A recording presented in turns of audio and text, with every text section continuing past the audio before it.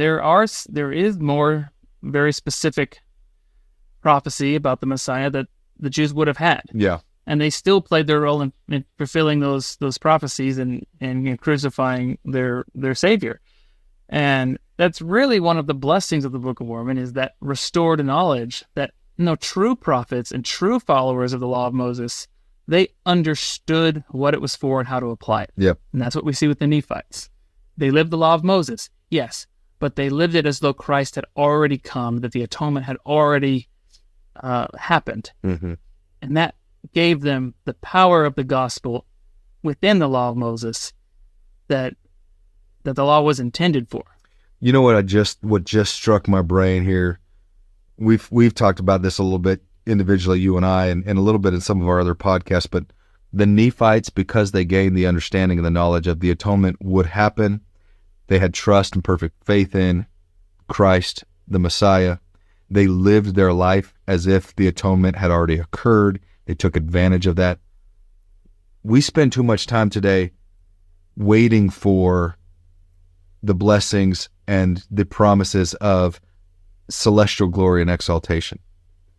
The truth is, if we lived a little bit more like today, as if we knew that could already be had, we lived a life today that was celestial, we might actually realize a lot of those blessings. We don't necessarily need to sit around and wait for a lot of these things. Yes, tribulations are all around us. The world can be difficult at times, but if we take the temple and bring that into our home and we live a celestial standard in our home, the celestial kingdom and the glory that we seek, the love and the peace and the family unity that we strive for and hope for in the life after this, that can start to be had now.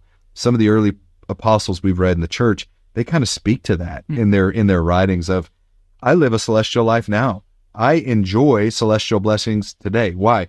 Because I have that expectation. I know it can be had, and so I live according to those celestial standards now. Brigham Young, he very specifically taught that the celestial kingdom is your home. It can be had now. Yes. Yes, that's correct. And the temple teaches us that. Yep. Right? That the fullness of the blessings, if we're true and faithful now, yeah, the Lord will call us up and give us a fullness of the blessings of the gospel and the priesthood.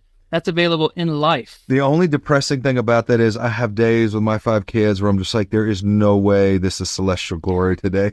And it's so depressing.